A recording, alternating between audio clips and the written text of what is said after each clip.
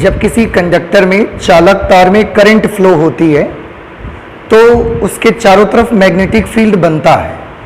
तो हम आज ये देखना चाहते हैं कि कितनी करंट फ्लो करने से कितना मैग्नेटिक फील्ड बनता है, क्योंकि ऑरस्टेड ने इस बात को, हम लोगों ने लास्ट क्लासेस में से किसी एक क्लास में ये पढ़ा हुआ था कि जब किसी चालक तार में चार्ज मूव करता है, आवेशित कण चलते हैं, गति करते हैं, तो उसकी वजह से उसके चारों तरफ चुंबकीय क्षेत्र बनता है, मैग्नेटिक फील्ड बनता है। अब चार्ज के चलने से तो करंट बनती है, इसका मतलब है कि करंट से मैग्नेटिक फील्ड बनता है। तो हम जानना ये चाहते हैं आखिरकार कि आई करंट से, अगर किसी कंडक्टर में आई करंट फ्लो हो रही है तो कितना मैग्नेटिक फील्ड उसमें से बनने वाला है। इसके लिए जो लॉ बताया था वो बायो-सैवर्ट ने बताया था।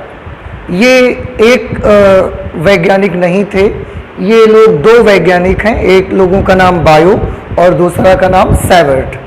तो दोनों ने मिल करके इसके बारे में बताया कि अगर किसी कंडक्टर में आई करंट फ्लो हो रही है तो उससे कुछ डिस्टेंस पर अगर हम एक पॉइंट लेते हैं तो कितना मैग्नेटिक फील्ड बनेगा, उसके बारे में इन्होंने बताया हुआ था। और ये जो बायो-सैवर्ट थे ये कूलॉम्स लॉ से इम्प्रेस्ड थे। जैसे मैं आपको बताऊं, कूलॉम ने खुद जो लॉ बनाया था वो न्यूटन के ग्रेविटेशनल लॉ से इम्प्रेस होकर बनाया था।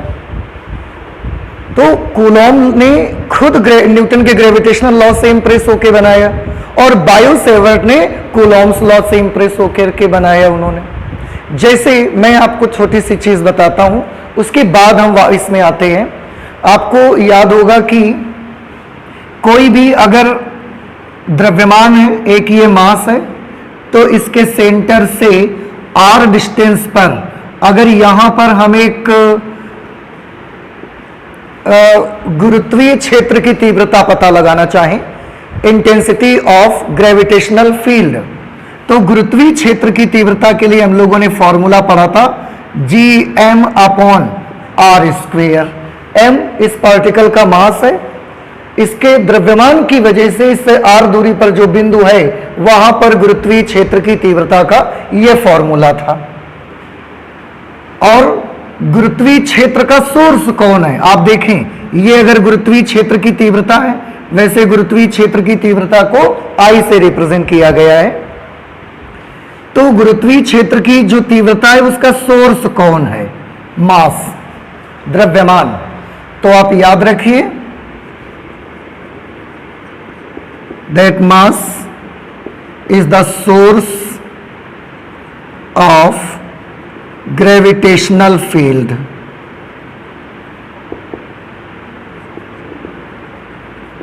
मीन्स द्रव्यमान ही गुरुत्वीय क्षेत्र का स्रोत होता है, द्रव्यमान की वजह से ही ग्रेविटेशनल फील्ड बनता है।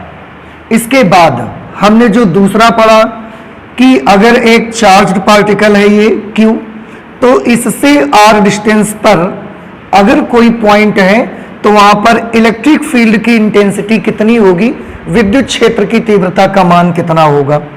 उसके लिए हमने पढ़ा 1/4πε0 Q/r²। अब इस फॉर्मूले को आप देखिए, यहां पर ये E है वैद्युत क्षेत्र की तीव्रता और Q है आवेश। वैद्युत क्षेत्र की तीव्रता का स्रोत कौन होता है, point charge. So point charge is the source of electric field.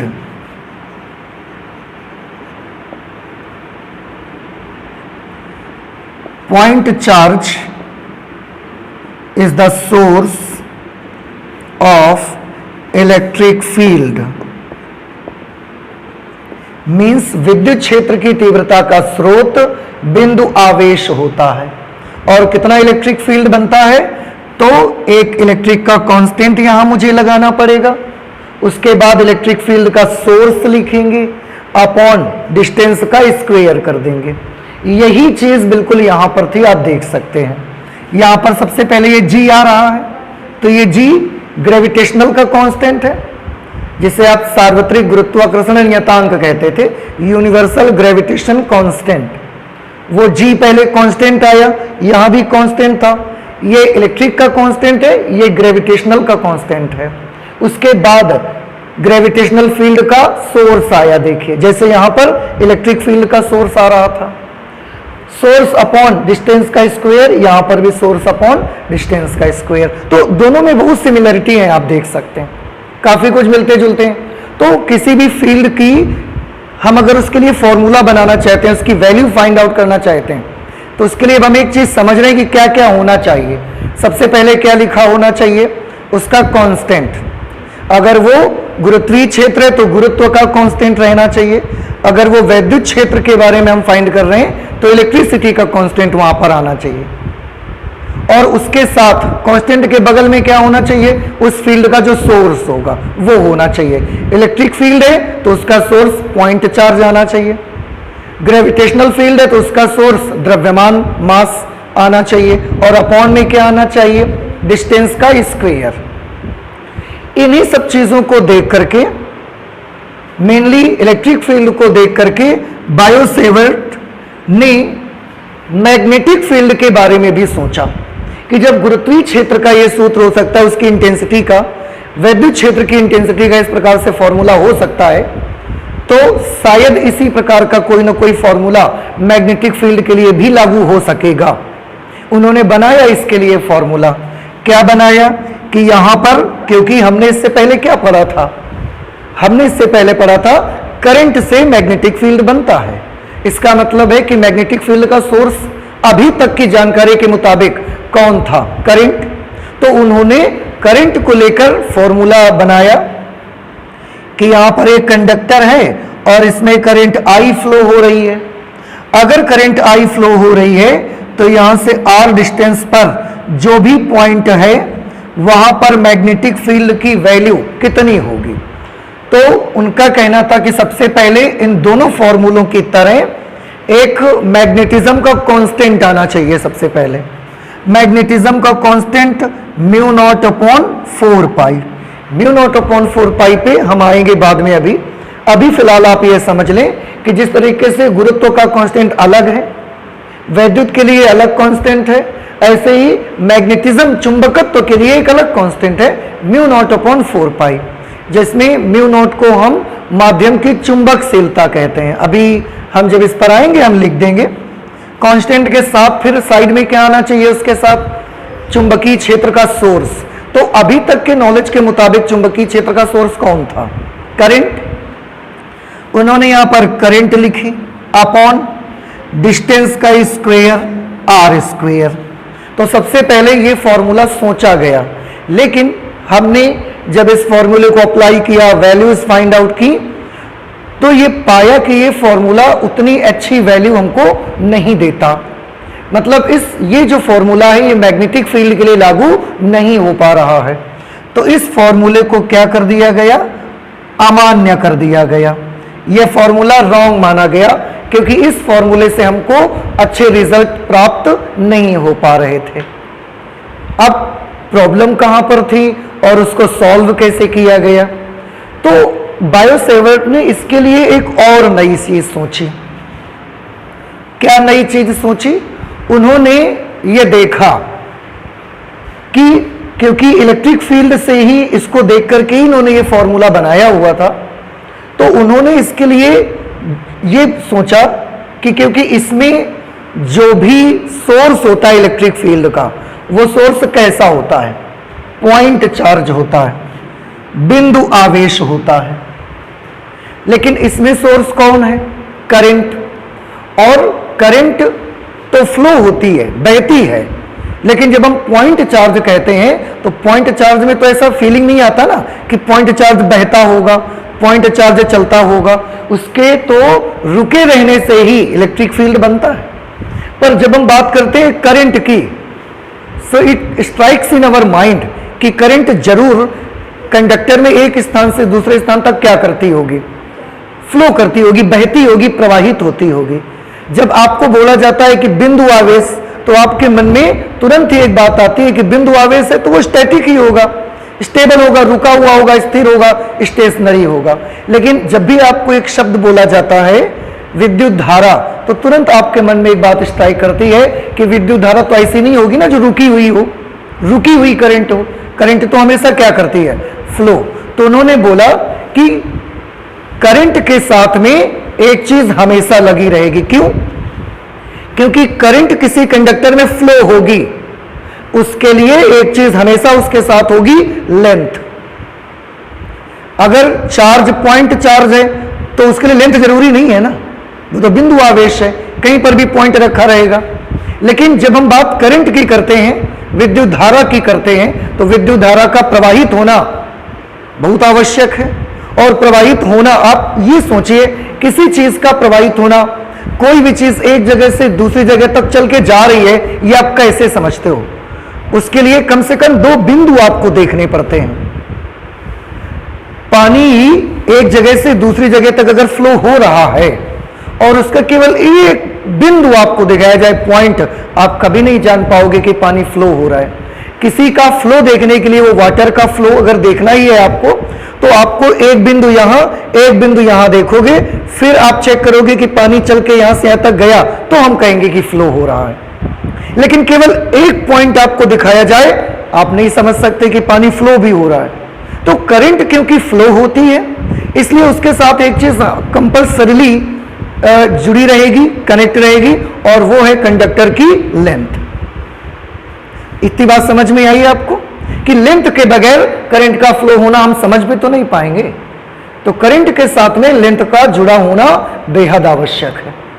Point charge के लिए मुझे लेंथ नहीं चाहिए थी, लेकिन करंट को तब तक आप अंडरस्टैंड नहीं कर सकते, तब तक आप उसको समझ नहीं सकते, जब तक उसकी एक छोटी सी लेंथ, आप कम से कम छोटी लेंथ मानेंगे नहीं। तब आप जान पाएंगे कि हाँ, करंट यहां से यहां तक जा रही है फ्लो हो करके। ठीक है, करंट के साथ लेंथ जुड़ गई, लेकिन कितनी लेंथ जुड़ेगी? 1 मीटर जुड़ेगी, 2 मीटर जुड़ेगी, इंफिनिटी लेंथ जुड़ेगी, या इतनी सी लेंथ जुड़ेगी, जरा सी? तो फिर से हम उसी बात पर आते हैं, क्योंकि बायो-सैवर्ट किससे इंप्रेस्ड थे? इलेक्ट्रिक फील्ड का फॉर्मूला, कूलॉम्ब फोर्स देख करके इंप्रेस्ड थे वो। ठीक, और कूलॉम्ब फॉर्मूले से जब इलेक्ट्रिक फील्ड निकाला गया था, तो वहां जो सोर्स था, वो सोर्स चार्ज था, लेकिन कैसा चार्ज था? पॉइंट चार्ज था। तो बायो-सैवर्ट का भी ये कहना था कि करंट के साथ लेंथ कंपल्सरीली जुड़ी रहेगी, लेकिन कितनी लेंथ जुड़ी रहेगी? पॉइंट लेंथ जुड़ी रहेगी। लेंथ इतनी छोटी कि जीरो भी ना हो, लेकिन बहुत छोटी होनी चाहिए। अच्छा, क्यों उन्होंने ऐसा बोला? अब आपको समझ आ रहा है, क्योंकि वो इसी फॉर्मूले से, कूलॉम्ब वाला फॉर्मूला ही देखकर वो इंप्रेस्ड थे, तो इसी के अकॉर्डिंग ही तो वो फॉर्मूला बनाना चाहते थे। अब हमको एक बात तो हम समझ गए कि करंट के साथ लेंथ पक्का रहेगी, लेकिन लेंथ रहेगी कितनी? तो उनका कहना था कि क्योंकि इसी से बनाना है, और यहां पर ये जो सोर्स है, ये पॉइंट जैसा सोर्स है, तो लेंथ भी जो होनी चाहिए वो पॉइंट जैसी होनी चाहिए। पॉइंट जैसी लेंथ का मतलब बहुत छोटी लेंथ होनी चाहिए। अब बहुत छोटी लेंथ के लिए हमारे पास क्या है?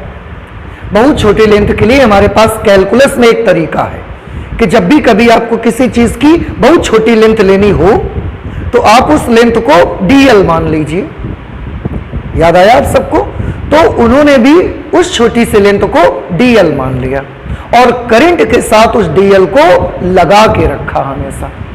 और उनके मुताबिक चुंबकीय क्षेत्र का सोर्स न सिर्फ करंट होगी, बल्कि करंट के साथ लगी हुई वो छोटी सी लेंथ अब मैग्नेटिक फील्ड का सोर्स होगी। तो बायो-सैवर्ट के मुताबिक करंट का सोर्स कौन होगा? सॉरी, करंट का नहीं, मैग्नेटिक फील्ड का सोर्स। सो अकॉर्डिंग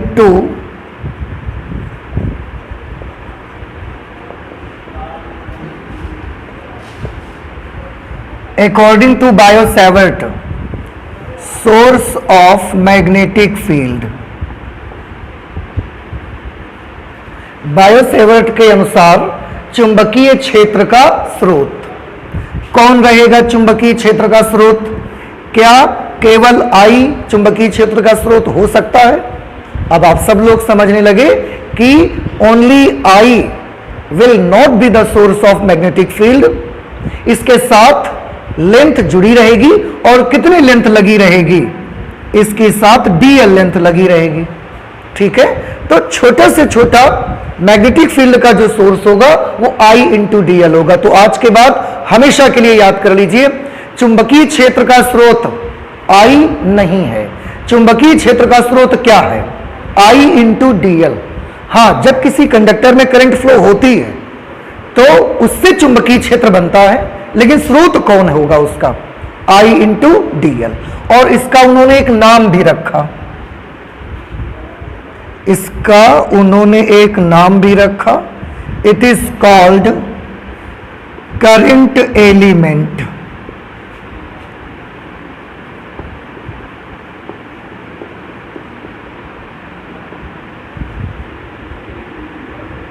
इसका उन्होंने क्या नाम रखा?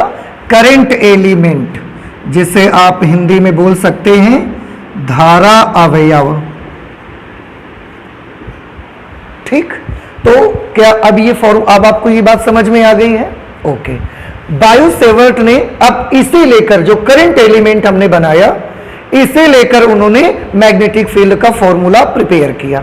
क्या फॉर्मूला बनाया उसके लिए हम लोग देख सकते हैं कि अगर हमारे पास एक ये कंडक्टर है और इस कंडक्टर में I करंट फ्लो हो रही है, अभी के लिए हम मान लेते हैं कि वो करंट नीचे से ऊपर की ओर फ्लो हो रही है, I करंट ऐसे फ्लो हो रही है। ये कंडक्टर कहां से आया है, कहां गया है, इससे हमें मतलब नहीं है, और आप ये नहीं पूछेंगे, अदरवाइज कहीं ना कहीं मुझे बैटरी भी लगानी पड़ेगी फिर। तो अभी के लिए मान ले there is a conductor and this conductor current I is flowing from downward to upward, नीचे से ऊपर की ओर इसमें I करंट फ्लो हो रही है। ठीक है, अब हम इससे कुछ डिस्टेंस पर, यहां पर एक पॉइंट P है और इस पॉइंट पर हम इस करंट की वजह से मैग्नेटिक फील्ड देखना चाहते थे कितना होगा। तो उसके लिए तो एक छोटी सी लेंथ भी लेनी पड़ेगी आपको, वो छोटी सी लेंथ हम यहां पर मान लेते हैं। ये हमने वो छोटी सी लेंथ मान लिया।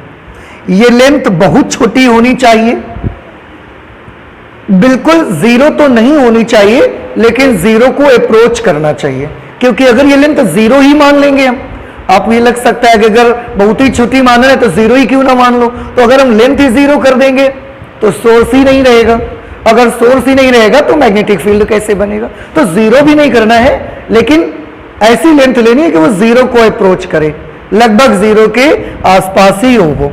तो इतनी बड़ी हमने ये छोटी सी लेंथ हमने ले ली। मैंने फिलहाल एवरेज से बड़ी दिखाई ये लेंथ, ताकि आपको हम समझा सकें, आपको फिगर में शो कर सकें। तो ये लेंथ हम कितनी मान लेते हैं? dl। और लेंथ तो dl है, लेकिन मैग्नेटिक फील्ड का सोर्स कौन है? तो मैग्नेटिक फील्ड का सोर्स है I इंटू dl। ठीक है, और इस करंट एलिमेंट की वजह से इससे कुछ डिस्टेंस पर एक पॉइंट P है, तो करंट एलिमेंट को हम P से मिला देते हैं। आप यहां से मिलाइए, आप यहां से मिलाइए, कहीं से मिलाइए, इससे कोई फर्क नहीं पड़ता है। और ये मैं मान लेता हूं डिस्प्लेसमेंट वेक्टर स्मॉल r। ठीक है, और देखिए क्योंकि ये एक लेंथ है, लेंथ भी किस प्रकार की क्वांटिटी होगी? Vector quantity. लेंथ डिस्प्लेसमेंट एक वेक्टर क्वांटिटी होती है, ये डिस्प्लेसमेंट है, ये भी वेक्टर क्वांटिटी है, इसमें भी थोड़ी सी लेंथ है तो ये भी वेक्टर क्वांटिटी है। ठीक है, अब एक चीज और आप देख रहे हैं कि जब हमने ऐसे मिलाया तो जो dl की डायरेक्शन है ये वाली, और r की डायरेक्शन डिस्प्लेसमेंट वेक्टर, ये डायरेक्शन, दोनों के बीच आप देख रहे हैं कि एक एंगल बन रहा है थीटा। ठीक है, अगर ये वाला पॉइंट हम यहां के बजाय यहां ले लेंगे, फिर उस समय यहां से हमको ऐसे मिलाना पड़ेगा, थीटा की वैल्यू क्या हो जाएगी? इंक्रीज हो जाएगी, बड़ी हो जाएगी। और अगर यही पॉइंट हम P यहां ले लेंगे जा करके, तो फिर ऐसा मिलाना पड़ेगा और थीटा की वैल्यू डिक्रीज हो जाएगी, कम हो जाएगी। तो थीटा अलग अलग बन रहा है यहां पर, वो भी हमने देखा। अब उन्होंने, बायो-सेवर्ट ने जो बताया कि इस करंट एलिमेंट की वजह से, आईडीएल की वजह से यहां पर जो मैग्नेटिक फील्ड बनेगा वो कितना बनेगा, उसके लिए उन्होंने एक एक्सप्रेशन दिया। क्या एक्सप्रेशन दिया? उस मैग्नेटिक फील्ड को हम मान लेते हैं डीबी। डीबी कौन सा मैग्नेटिक फील्ड है? धारा अवयव IDL के कारण बिंदु P पर चुंबकीय क्षेत्र।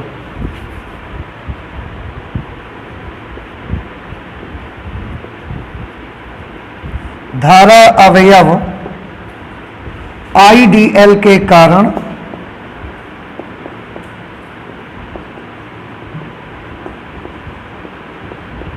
बिंदु P पर चुंबकीय क्षेत्र।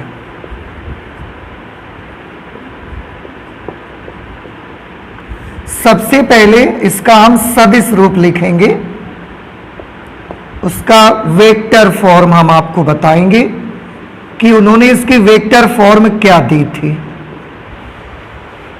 देखिए, आपको इस इलेक्ट्रिक फील्ड का वेक्टर फॉर्म याद है?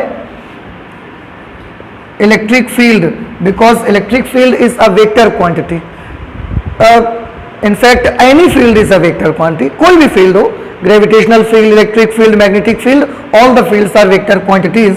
तो अगर इसका वेक्टर फॉर्म मैं लिखूंगा, then it will be 1/4 pi epsilon naught q into vector r upon r cube. This will be the vector form of electric field. आपने लेसन 1 में ये सब किया है, वहां से आप देख सकते हैं। अब ध्यान से देखिए, ये वेक्टर क्वांटिटी है, ये कैसी क्वांटिटी है, ये किस प्रकार की राशि है, वेक्टर। ये चार्ज किस प्रकार की राशि है, स्केलर, अदिश। और ये कैसी क्वांटिटी है, वेक्टर। तो एक स्केलर का जब हम वेक्टर से मल्टीप्लाई करते हैं तो वेक्टर क्वांटिटी ही मिलती है, ठीक है। इसी को देख करके बायो सेवर्ट ने बनाया और इसे हम कैसे लिखेंगे, dB। dB क्यों लिख रहे हैं, क्योंकि करंट एलिमेंट भी तो बिल्कुल छोटा सा है। तो जब करंट एलिमेंट छोटा है तो उसकी वजह से यहां पर जो मैग्नेटिक फील्ड बनेगा वो मैग्नेटिक फील्ड भी तो बहुत थोड़ा सा ही बनेगा, बहुत ज्यादा मैग्नेटिक फील्ड तो नहीं बनेगा ना। तो अगर मैग्नेटिक फील्ड बहुत थोड़ा बनेगा तो उसको हम क्या मान लेते हैं, dB मान लेते हैं। समझ आया? अगर हम पूरे कंडक्टर की वजह से कितना बनेगा ये लेते तो हम उसको क्या मान लेते, तब भी मान लेते। अभी because the current element is very small, तो जो मैग्नेटिक फील्ड भी यहां पर बनेगा वो मैग्नेटिक फील्ड भी बहुत छोटा बनेगा, तो उसको हम dB मान ले रहे हैं। अब इसको ही देखकर फॉर्मूला उन्होंने बनाया। क्या फॉर्मूला बनेगा, देखिए। सबसे पहले मुझे क्या लेना पड़ेगा, क्या, हाँ, कांस्टेंट लेना पड़ेगा। और मैग्नेट का कांस्टेंट क्या होता है, μ0/4 पाई। उसके बाद क्या लेना है, सोर्स। तो बायो सेवर्ट के मुताबिक अब मैग्नेटिक फील्ड का सोर्स कौन है, I into DL। Very good. तो I into DL magnetic field का सोर्स हो गया, जिसमें DL किस प्रकार की क्वांटिटी है, ये एक लेंथ है, ये एक वेक्टर क्वांटिटी है। तो हमने इसके ऊपर क्या लगा दिया, वेक्टर। अच्छा, अपॉन में क्या लेना चाहिए, यहां से यहां तक के डिस्टेंस का क्यूब, तो हमने r क्यूब ले लिया। उसके साथ में क्या होना चाहिए, एक वेक्टर r और रहना चाहिए, तो ये हमने वेक्टर r लिख दिया। समझ में आया कुछ आपको? सेम वही वाला नक्शा बिल्कुल यहां पर आ गया। लेकिन अब इसमें एक चीज का और प्रॉब्लम है, क्या, यहां पर ये स्केलर था और ये वेक्टर था। तो जब स्केलर को वेक्टर से मल्टीप्लाई हमने किया तो हमको वेक्टर मिल गया। क्लियर? अच्छा, यहां पर देखिए, ये भी वेक्टर है, ये भी वेक्टर है, और यहां पर हमको क्या मिलना है, वेक्टर मिलना है। अब आप मुझे ये बता सकते हैं कि अगर ये भी वेक्टर है और ये भी वेक्टर है तो दोनों का ऐसा कौन सा मल्टीप्लिकेशन होता है जिससे हमको वेक्टर क्वांटिटी मिलती है?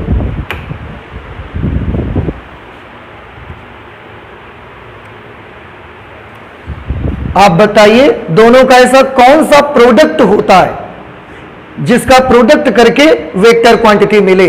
बहुत सिंपल है।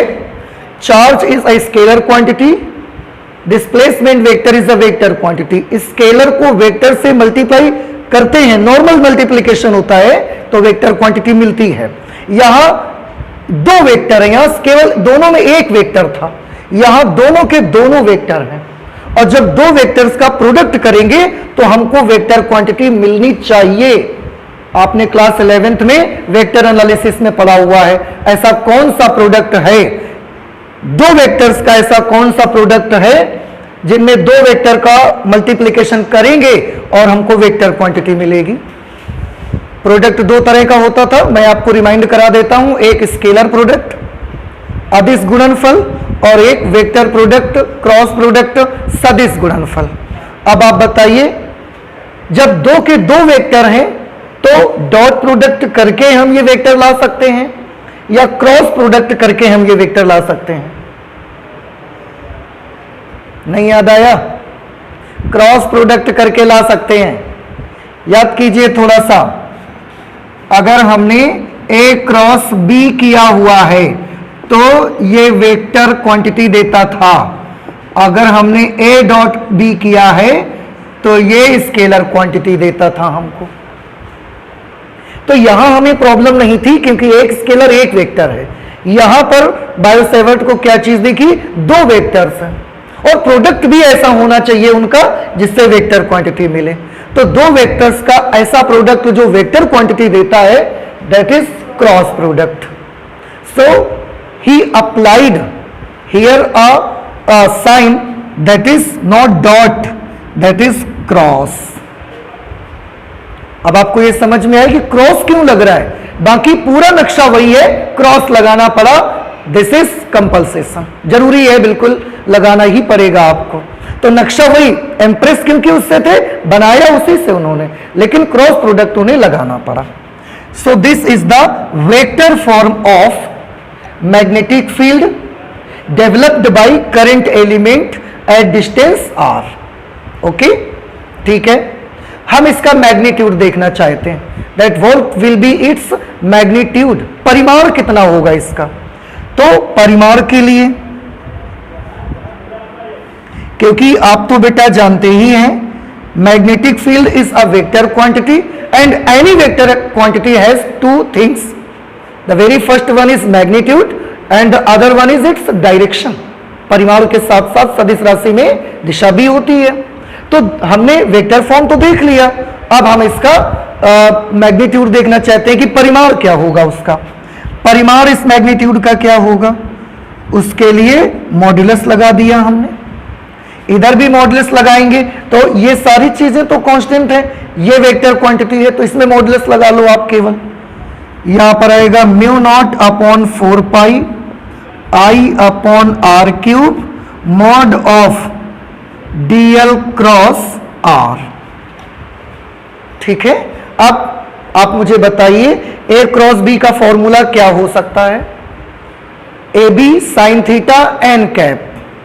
जब आप केवल ए क्रॉस बी सॉल्व करते हैं, A cross B is equal to A B sine theta N cap, where A is the magnitude of vector A, B vector B का परिमाण है, थीटा वेक्टर ए और वेक्टर बी के बीच का कोण है, और जो ये एन कैप है this is a unit vector which is perpendicular to the plane of vector A and vector B, दोनों के तल के लंबवत होता है। क्लास 11th में सबने पढ़ा हुआ है। लेकिन अगर हम इसके मैग्नीट्यूड की बात करते हैं, when we find out its magnitude, so its magnitude will be only AB sin theta, क्योंकि n कैप एक यूनिट वेक्टर है, इसका मैग्नीट्यूड आप निकालने जाओगे 1 आता है। इकाई सदिश का परिमाण कितना होता है? एक ही तो होता है, तो वो एक हो गया, AB sin थीटा बचा। यहां पर अब आप मुझे इसको देख के बताइए, ए क्रॉस बी चाहिए या mod of A cross B चाहिए आपको? Mod of A cross B चाहिए आपको। तो डीबी का क्या फॉर्मूला बन जाएगा? आप केवल डीबी लिख लो। मॉड्यूलस में अगर वेक्टर क्वांटिटी का मॉडुलस लगा है तो हम चाहें तो उसको सीधे डीबी लिख सकते हैं। डीबी इस चुंबकीय क्षेत्र के परिमाण को व्यक्त करेगा। Is equal to mu naught upon 4 pi into I upon are cube multiplied by dl cross r का मैग्नीट्यूड यहां से देख के बताइए, it will be dl into r into sine theta. फिर आर से इसका एक आर कैंसिल हो जाएगा। जब आर से इसका एक आर कैंसिल हो जाएगा, फिर आपको यहां पर क्या फॉर्मूला मिलेगा? इस डीबी का क्या मैग्नीट्यूड मिलेगा? Mu naught upon 4 pi into I into D L into sine theta upon r से इसकी एक पावर कैंसिल कर दी हमने, आर स्क्वेयर। तो ये बायो-सेवर्ट ने करंट एलिमेंट की वजह से उससे आर डिस्टेंस पर जो पॉइंट है वहां पर मैग्नेटिक फील्ड का ये फॉर्मूला फाइनली बना हमारा। समझ आ गया आपको? तो आप एक काम करें, आप इसे नोट कर लीजिए, ठीक है? इसके बाद हम लोग आगे चलते हैं। ये सारी चीजें आप नोट करें ताकि आपको कोई प्रॉब्लम ना हो। मैग्नेटिक फील्ड हमारा मिला mu naught upon 4 pi I d l sine theta upon r square, ये फॉर्मूला हमने बनाया। अब यहां पर एंगल कितना था? यहां पर एंगल है थीटा। क्योंकि मैग्नेटिक फील्ड एक वेक्टर क्वांटिटी है, तो अगर इस करंट एलिमेंट की वजह से यहां पर मैग्नेटिक फील्ड डीबी बनेगा तो इतना, this is the magnitude, but what will be the direction of this magnetic field at this point? समझ रहे हैं? इस बिंदु पर चुंबकीय क्षेत्र की दिशा क्या होगी, उसको हम कैसे फाइंड आउट करेंगे? तो हम उसको राइट हैंड कर्ल रूल से भी फाइंड आउट कर सकते हैं क्योंकि क्रॉस प्रोडक्ट है। और हम एक रूल यूज कर सकते हैं यहां पर जिसे हम राइट हैंड पाम रूल कहते हैं, दाहिने हाथ की हथेली का नियम, ठीक है? तो यहां पर हम लोग क्या लिखेंगे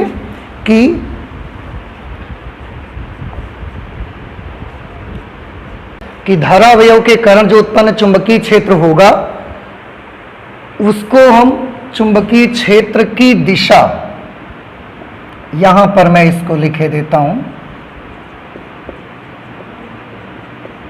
दाहिने हाथ की हथेली के नियम से ज्ञात की जा सकती है। अब देखना यह है कि दाहिने हाथ की हथेली का नियम है क्या आखिरकार, तो अब हम उसको लिखेंगे।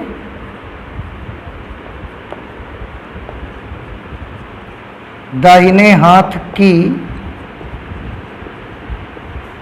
हथेली का नियम,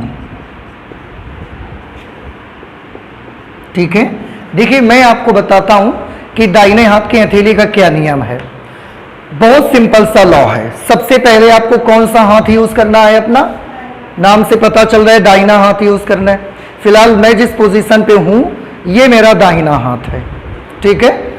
हथेली का नियम, ये हथेली है, आप सभी लोग जानते हैं। क्या होता है लॉ? आप ध्यान से सुनिएगा। सबसे पहले हम अपने दाहिने हाथ को इस तरह से फैलाएंगे कि सभी उंगलियां और जो हमारा अंगूठा है ये आपस में कैसे रहें? लंबवत।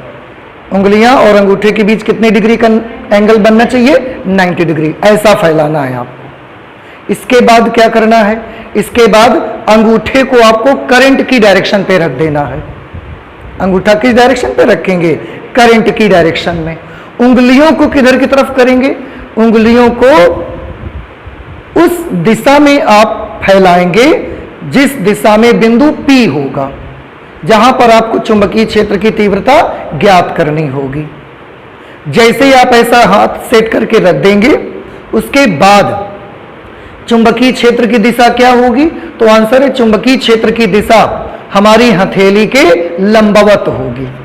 अब हथेली के लंबवत तो दो डायरेक्शन हो सकती हैं, ऐसे भी हथेली के लंबवत हो सकता है और ऐसे भी तो हथेली के लंबवत हो सकता है। हमें कौन सी लेनी है? तो हमें हथेली के लंबवत वो वाली डायरेक्शन लेनी है जो धक्का देने की दिशा में होगी। आप हथेली से जब भी किसी चीज को धक्का देते हो तो आप इधर से धक्का देते हो ऐसा करके, या आप ऐसा करके धक्का देते हो? आप तो ऐसा करके धक्का देते हो। तो हमें इसी की दिशा में लेना है। कौन सा लंब लोगे? ये वाला या ये वाला? तो आंसर है ये वाला हमको लेना है। फिर से एक बार सुन लीजिए और उसके बाद हम उसको लिख देंगे। क्या हमने बताया कि यदि हम अपने दाहिने हाथ की पूरी हथेली को इस प्रकार फैलाएं कि उंगलियां और अंगूठा परस्पर लंबवत रहें, तब यदि अंगूठा धारा की दिशा में तथा उंगलियां उस बिंदु की ओर हों जिस बिंदु पर हमें चुंबकीय क्षेत्र की दिशा ज्ञात करनी है, तब उस बिंदु पर चुंबकीय क्षेत्र की दिशा हथेली के लंबवत धक्का देने की दिशा में होती है। फिलहाल ये जो फिगर बना है इसके मुताबिक पॉइंट P पर मैग्नेटिक फील्ड की डायरेक्शन क्या होगी, इस रूल से आप पता लगा सकते हैं। तो चलिए प्रैक्टिस करके देख लेते हैं थोड़ी सी। राइट हैंड का हमने हाथ पूरा फैला लिया, अंगूठा किस तरफ मुझे लगाना है बताइए, करंट की डायरेक्शन पे। तो करंट नीचे से ऊपर फ्लो हो रही है, हमने करंट की डायरेक्शन पे ऐसा अंगूठा कर लिया। उंगलियां किस तरफ करनी है, P की तरफ, जिस बिंदु पर चुंबकीय क्षेत्र की दिशा आपको ज्ञात करनी है। तो उंगलियां हमने ऐसे कर दिया, ठीक है, और ऐसा चले आइए। अब बताइए हथेली के लंबवत दिशा किधर की तरफ है, अंदर की तरफ। देख रहे हैं मेरा हाथ ऐसे ही तो रखा है, अंगूठा करंट की डायरेक्शन पे कर दिया, उंगलियां P की दिशा में कर दिया, इसलिए यहां पर जो चुंबकीय क्षेत्र की तीव्रता की दिशा होगी वो हथेली के लंबवत धक्का देने की दिशा में। तो धक्का देने की दिशा ये अंदर की तरफ होगी, ऐसा बाहर की तरफ तो हम पुश करेंगे नहीं। तो यहां पर चुंबकीय क्षेत्र की तीव्रता की दिशा क्या आई, इस करंट एलिमेंट की वजह से बोर्ड के तल के लंबवत अंदर की तरफ। समझ रहे हैं ना, ऐसी तो डायरेक्शन आई। और बोर्ड के तल के लंबवत अंदर की तरफ वाली डायरेक्शन को आप कैसे प्रदर्शित करते हो, क्रॉस से प्रदर्शित करते हैं, इस तरह से।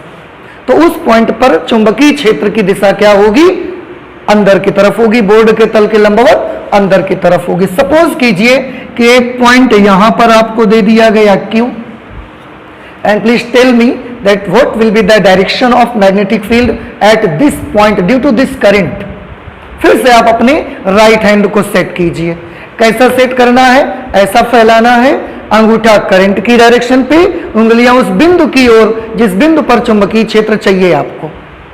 कैसा रख सकते हैं, ऐसा रख पाएंगे। आप देखिए थंब को हमने करंट की डायरेक्शन पे कर दिया, फिंगर्स हमने Q की दिशा में कर दिया।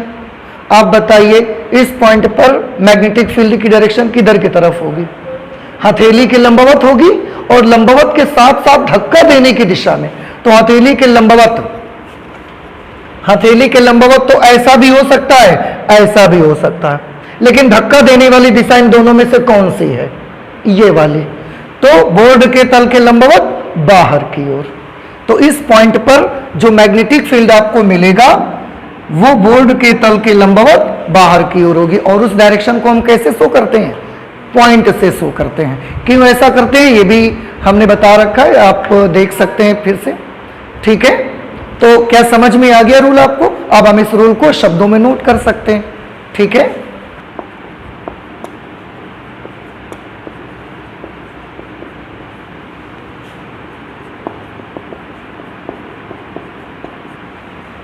ठीक है, तो दाहिने हाथ की हथेली का नियम हमने क्या बनाया, यदि हम अपने दाहिने हाथ की हथेली को इस प्रकार फैलाएं कि अंगूठा तथा सभी उंगलियां परस्पर लंबवत हों, अभी हमने करके दिखाया, तब यदि अंगूठा वैद्युत धारा की दिशा में हो और सभी उंगलियां उस बिंदु की ओर हों जिस पर हमें चुंबकीय क्षेत्र की दिशा ज्ञात करनी है, तब चुंबकीय क्षेत्र की दिशा हथेली के लंबवत तथा उससे धक्का देने की दिशा में होगी।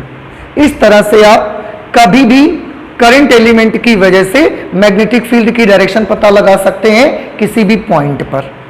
समझ आ गया आपको? ठीक है, इसके बाद हम इसमें एक और पॉइंट करना चाहते हैं जो कि काफी इंपॉर्टेंट है, कि जैसे आपने देखा कि जो बायो सैवर्ट ने मैग्नेटिक फील्ड का फॉर्मूला बनाया, उन्होंने जो भी अपना रूल बनाया वो रूल कहां से इंप्रेस होके बनाया, पॉइंट चार्ज की वजह से जो इलेक्ट्रिक फील्ड बनता था वहां से।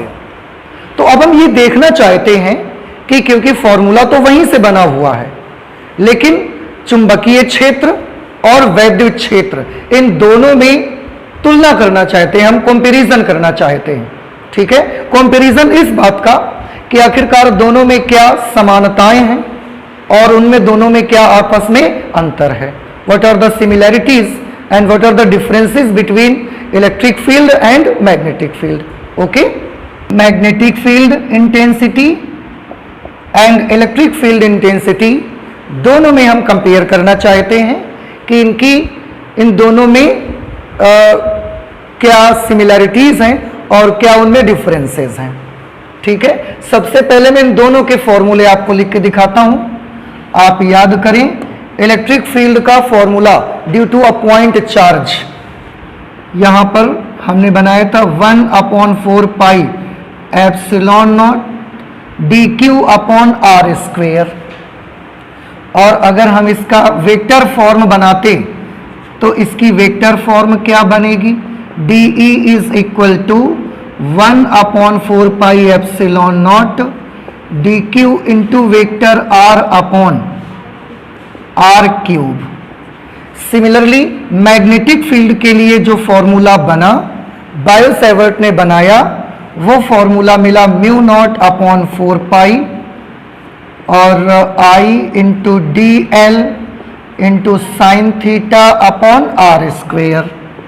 अगर हम इसका वेक्टर फॉर्म देखें तो अभी अभी हम वेक्टर फॉर्म करके आए हैं, that is mu naught upon 4 pi I into D l cross r upon are cube. Okay, ये दोनों के फॉर्मूले हैं और हमें इन दोनों में ही डिफरेंस और सिमिलरिटीज पता लगानी है।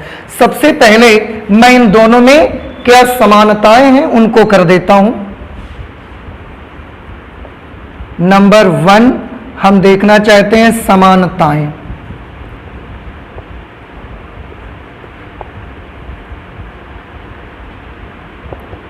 सिमिलैरिटीज। सबसे पहली बात जो सिमिलैरिटी आपको मिलेगी दोनों में, एक चीज की सिमिलैरिटी कि फील्ड इलेक्ट्रिक फील्ड हो या मैग्नेटिक फील्ड हो, दोनों ही फील्ड लॉन्ग रेंज फोर्सेस हैं, बहुत लंबी दूरी तक अपना प्रभाव डालने वाले फोर्सेस हैं। जब हम फर्स्ट लेसन पढ़ रहे थे तो आपको शायद याद हो, इलेक्ट्रिक फील्ड के बारे में आपको बताया गया था कि पॉइंट चार्ज अगर कहीं पर भी रखा हुआ है तो उसकी वजह से जो इलेक्ट्रिक फील्ड उसके आसपास बनता है वो कहां पर जाकर जीरो होता है। तो हमने उसमें देखा था कि वो इन्फिनिटी पर जाकर के जीरो होता है। और ऐसा क्यों होता है? क्योंकि जो इलेक्ट्रिक फील्ड होता है वो डिस्टेंस के स्क्वायर के विलोमानुपाती होता है। डिस्टेंस बढ़ने से इलेक्ट्रिक फील्ड डिक्रीज होता है, लेकिन क्योंकि ये स्क्वायर में डिक्रीज होता है इसलिए बहुत धीरे धीरे घटता है और बहुत दूर तक इसका इफेक्ट हमको मिलता है। सिमिलरली मैग्नेटिक फील्ड को भी आप देखें, इसमें भी तो डिस्टेंस का स्क्वायर ही है, तो ये भी डिस्टेंस के साथ ये भी घटेगा, लेकिन स्क्वायर में घटता है इसलिए इसकी वैल्यू भी बड़ी धीरे धीरे डिक्रीज होती है। अगर ये r⁷ 8 में डिक्रीज होता तो बहुत जल्दी जल्दी घट जाता और बहुत छोटी रेंज का फोर्स होता। जैसे आप पढ़ेंगे नाभिकीय बलों के बारे में, न्यूक्लियर फोर्सेस जब आप पढ़ेंगे उस समय आपको पता चलेगा that nuclear forces are very short range forces, वो बहुत लंबी दूरी तक काम नहीं करते। लेकिन इलेक्ट्रिक फील्ड और मैग्नेटिक फील्ड दोनों में एक समानता ये है कि दोनों बहुत लंबी परास वाले क्षेत्र हैं। अगर आप इस फॉर्मूले से, दोनों के फॉर्मूले से आप अलग अलग निकालने का प्रयास करिए कि कितनी डिस्टेंस पर जाकर मैग्नेटिक फील्ड और कितने डिस्टेंस पर जाकर इलेक्ट्रिक फील्ड जीरो होगा, then you will get that it is infinity distance. अनंत दूरी पर चले जाइए, वहां इलेक्ट्रिक फील्ड और मैग्नेटिक फील्ड आपको जीरो मिलेगा, उससे पहले नहीं मिलेगा, वीक हो जाएगा, जीरो नहीं मिलेगा आपको। तो दोनों में एक समानता क्या बनी कि दोनों ही लंबी परास के क्षेत्र हैं, लॉन्ग रेंज फील्ड हैं दोनों। तो हम यहां पर पहला पॉइंट क्या नोट करेंगे, दोनों ही लंबी परास वाले क्षेत्र हैं, पहली चीज। दूसरी चीज, और दोनों के बारे में मैंने क्या बताया कि डिस्टेंस के साथ साथ इनका क्या होगा, डिस्टेंस बढ़ेगी, इन दोनों फील्ड्स का क्या होगा, घटेंगे या बढ़ेंगे, घटेंगे। तो जैसे जैसे दूर जाते जाएंगे फील्ड्स वीक होते जाएंगे, लेकिन जीरो कहां पर होंगे, इंफिनिटी पर। So these are very long range fields. दूसरा जो इनमें सिमिलैरिटी है वो आप ध्यान से देखें। दूसरी सिमिलैरिटी बेटा ये है कि इसमें भी जो क्षेत्र है वो दूरी के वर्ग के विलोमानुपाती है। इसमें आप देखें that DE is inversely proportional to R square, and also in this formula you can see that d B is inversely proportional to r square. इसका मतलब है कि दोनों ही व्युत्क्रम वर्ग के नियम का पालन करते हैं। ठीक है, दोनों ही दूरी के वर्ग के विलोमानुपाती होते हैं, तो हम इसको बोलते हैं कि दोनों ही व्युत्क्रम वर्ग के नियम का पालन करते हैं।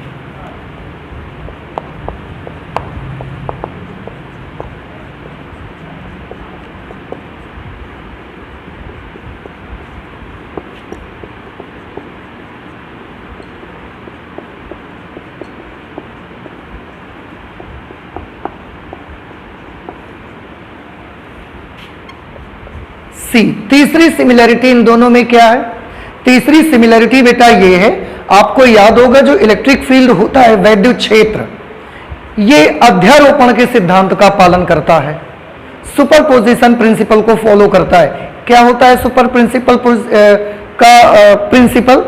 सुपरपोजिशन का प्रिंसिपल ये था, मैं आपको याद दिला दूं, कि अगर किसी जगह पर एक से ज्यादा चार्जेस रखे हुए हैं तो उन सभी चार्जेस की वजह से किसी एक पॉइंट पर अगर आपको इलेक्ट्रिक फील्ड पता लगाना है तो आप सब चार्ज की वजह से इलेक्ट्रिक फील्ड में निकालिए, और उस पॉइंट पर नेट इलेक्ट्रिक फील्ड फाइंड करने के लिए आपको सभी इलेक्ट्रिक फील्ड्स का वेक्टर सम करना पड़ेगा, सदिश योग करना पड़ेगा।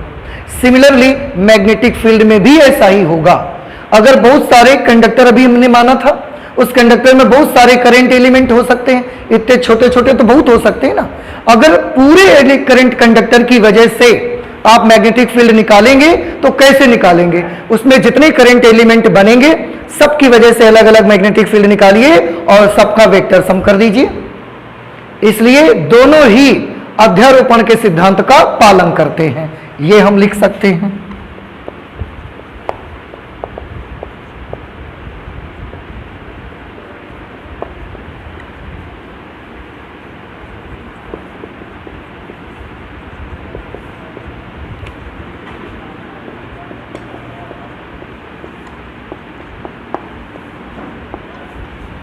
तो दोनों ही अध्यारोपण के सिद्धांत का पालन करते हैं, प्रिंसिपल ऑफ सुपरपोजिशन। एक और सिमिलैरिटी हम इसमें देखेंगे, जो हमारा इलेक्ट्रिक फील्ड है और मैग्नेटिक फील्ड, दोनों को मीडियम से प्रभाव पड़ता है, दोनों पर मीडियम अपना इफेक्ट डालता है। मीडियम इफेक्ट डालता है मींस, जैसे यहां पर एक चार्ज है और हम इलेक्ट्रिक फील्ड यहां पर फाइंड कर रहे हैं, तो दोनों के बीच में कुछ माध्यम होगा, एयर है, कागज है, कुछ भी जो मीडियम होगा उससे इलेक्ट्रिक फील्ड इफेक्ट होता है। सिमिलरली मैग्नेटिक फील्ड भी मीडियम से इफेक्ट होता है, तो दोनों को माध्यम से फर्क पड़ता है, यह भी हम नोट कर सकते हैं।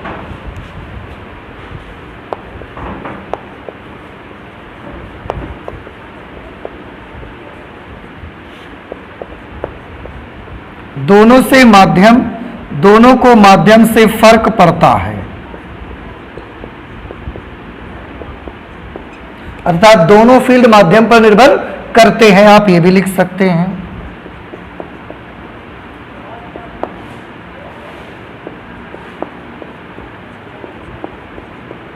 अर्थात दोनों क्षेत्र माध्यम पर निर्भर करते हैं।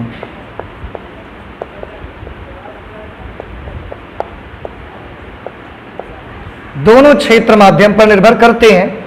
तो बेटा ये सिमिलैरिटीज हैं electric field and magnetic field के बीच में, इनको आपको ध्यान रखना है। दूसरी ओर हम इनके डिफरेंसेस लिखना चाहते हैं, that what are the differences between electric field and magnetic field. Okay, दोनों में क्या फर्क है हम ये भी देखना चाहते हैं। Then we want to see that what are the differences between electric field and magnetic field. Differences, क्या डिफरेंस है? नंबर 1, ये डिफरेंस कंपैरिजन में सेकंड पॉइंट और डिफरेंस का पहला, सभी लोग ध्यान से देखें क्या डिफरेंस है। बहुत ही सीधा सा डिफरेंस हमको एक दिखाई दे रहा है, दोनों के फॉर्मूले देखिए और मुझे बताइए क्या डिफरेंस है। इसका भी फॉर्मूला देखो, इसका भी फॉर्मूला देखो, और दोनों में आप एक चीज पा रहे हैं, इसमें इलेक्ट्रिक कांस्टेंट, इसमें मैग्नेट का कांस्टेंट, इसमें ये सोर्स, इसमें ये सोर्स, इसमें डिस्टेंस का स्क्वायर, इसमें भी डिस्टेंस का स्क्वायर। लेकिन दोनों में एक चीज ऐसी है जो इसमें नहीं है, इसमें है, और वो है साइन थीटा। देख रहे हैं आप? इसका मतलब है मैग्नेटिक फील्ड को थीटा से, ये थीटा पर डिपेंड करता है, जबकि इलेक्ट्रिक फील्ड थीटा पर डिपेंड नहीं करता। देख रहे हैं ना आप? बाकी सब में दोनों में सेम चीज है, इसमें भी एक कांस्टेंट, इसमें भी एक कांस्टेंट। ये इलेक्ट्रिक फील्ड का सोर्स, ये मैग्नेटिक फील्ड का source, distance square, distance square. अब इसमें साइन थीटा है, बट इसमें कहीं साइन थीटा नहीं दिख रहा है। इसका मतलब है चुंबकीय क्षेत्र थीटा पर निर्भर करता है, जबकि वैद्युत क्षेत्र थीटा पर निर्भर नहीं करता। तो हम यहां पर लिख सकते हैं चुंबकीय क्षेत्र थीटा पर निर्भर करता है, जबकि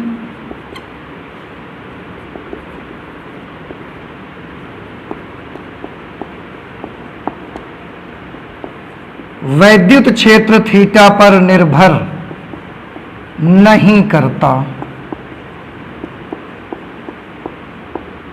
ओके, ये पहला पॉइंट। और थीटा है क्या यहां पर? अगर ये थीटा पर डिपेंड करता है तो थीटा क्या चीज है? आंसर है करंट की डायरेक्शन और डिस्प्लेसमेंट वेक्टर आर की डायरेक्शन, दोनों के बीच का कोण। आप याद करिए फिगर अभी हमने यहां पर बनाया हुआ था, ऐसा फिगर बना था, ये करंट की डायरेक्शन थी, और ऐसा हमने यहां पॉइंट पी से मिलाया था, तो ये वेक्टर आर की डायरेक्शन है, और इन्हीं दोनों के बीच का तो एंगल था। तो थीटा क्या है? अगर कोई पूछेगा तो आप क्या बताएंगे कि थीटा क्या है? आंसर है थीटा करंट की डायरेक्शन और डिस्प्लेसमेंट वेक्टर की डायरेक्शन के बीच का कोण है।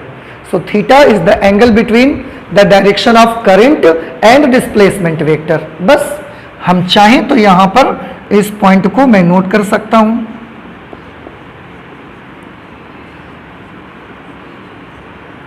Theta is the angle between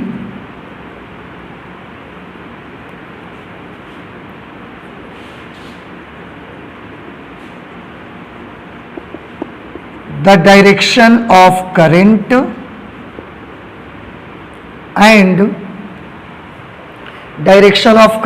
and displacement vector.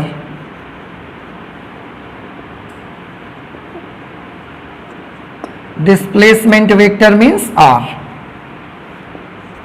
इन दोनों के बीच का एंगल है मैग्नेटिक फील्ड में। लेकिन वैद्युत क्षेत्र थीटा पर डिपेंड करता ही नहीं है, तो हमको उसकी बात ही नहीं करनी है।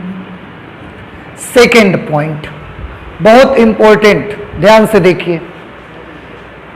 इलेक्ट्रिक फील्ड का सोर्स क्या है? Point charge. और पॉइंट चार्ज किस प्रकार की राशि है? अदिश, स्केलर क्वांटिटी है। मैग्नेटिक फील्ड का सोर्स कौन है? क्या करंट है या करंट एलिमेंट है? करंट एलिमेंट है। और करंट एलिमेंट किस प्रकार की क्वांटिटी है? एक वेक्टर क्वांटिटी है। देखिए यहां पर आपने लिखा हुआ है, तो हमको क्या पता चला कि वैद्युत क्षेत्र का स्रोत एक अदिश राशि है, क्योंकि वैद्युत क्षेत्र का स्रोत कौन है? आवेश, जो कि एक अदिश राशि है। और चुंबकीय क्षेत्र का स्रोत धारा अवयव है, जो कि एक सदिश राशि है। ठीक है, तो हम इसको भी नोट कर सकते हैं।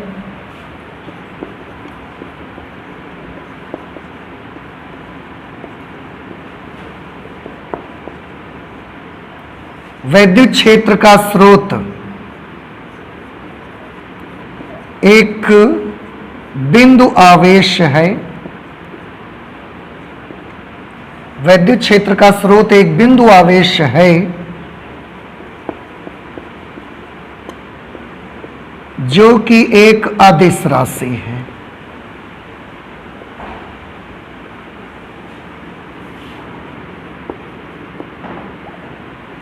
एक बिंदु आवेश, और बिंदु आवेश को हम कैसे लिख रहे हैं? यहां पर हमने dq से लिखा है, अधिकतर हम q से उसको लिखते हैं, जो कि एक अदिश राशि है। जबकि चुंबकीय क्षेत्र का स्रोत, चुंबकीय क्षेत्र B, जबकि चुंबकीय क्षेत्र का स्रोत एक धारा अवयव है। चुंबकीय क्षेत्र का स्रोत एक धारा अवयव है। धारा अवयव means I into dl and dl has direction. जबकि चुंबकीय क्षेत्र का स्रोत एक धारा अवयव है जो कि एक सदिश राशि है। ओके, तो ये दूसरा डिफरेंस हो गया। क्या डिफरेंस हुआ कि वैद्युत क्षेत्र का जो स्रोत है वो एक बिंदु आवेश है जो कि एक अदिश राशि है। हम सबको पता है charge is a scalar quantity. लेकिन जो चुंबकीय क्षेत्र का स्रोत है वो एक करंट एलिमेंट है, अभी हमने लिखा था उसको, and I into vector dl which is a vector quantity. ये एक डिफरेंस है और ये एक ही बहुत इंपॉर्टेंट डिफरेंस है दोनों के बीच में। ओके, दूसरा डिफरेंस हमने लिख लिया। तीसरा डिफरेंस आपको क्या दिखाई दे रहा है? तीसरा डिफरेंस आपको यहां नहीं दिख रहा है, मैं आपको बताता हूं क्या होता है। तीसरा डिफरेंस बेटा ये है कि अभी हमने समानता में लिखा था कि दोनों को माध्यम से फर्क पड़ता है, अर्थात दोनों क्षेत्र माध्यम पर निर्भर करते हैं। लेकिन मैं आपको बताऊं कि दोनों क्षेत्रों पर माध्यम अपना इफेक्ट डालता है, लेकिन दोनों ही क्षेत्रों पर माध्यम अपना इफेक्ट अलग अलग डालता है। इफेक्ट अलग अलग होता है। माध्यम दोनों प्रकार के क्षेत्रों को प्रभावित करता है, लेकिन दोनों क्षेत्रों पर माध्यम का जो प्रभाव होता है वो अलग अलग होता है। वैद्युत क्षेत्र को माध्यम अलग तरीके से इफेक्ट डालेगा, चुंबकीय क्षेत्र को वही माध्यम अलग तरह से इफेक्ट डालेगा। काफी इंटरेस्टिंग है और इसको हम लोग नेक्स्ट क्लास में पढ़ाई करेंगे, इसी के बारे में स्टडी करेंगे हम। समझ आ रहा है आपको? तो तीसरा इफेक्ट, तीसरा डिफरेंस हम क्या लिख सकते हैं? समानता क्या थी कि माध्यम दोनों को प्रभावित करता है, लेकिन अंतर क्या है कि दोनों को अलग अलग तरीके से प्रभावित करता है। माध्यम पर दोनों का प्रभाव अलग अलग होता है। ठीक है,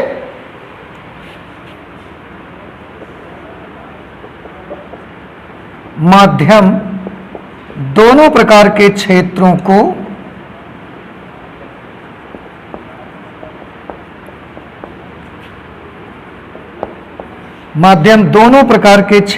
को अलग अलग तरह से प्रभावित करता है।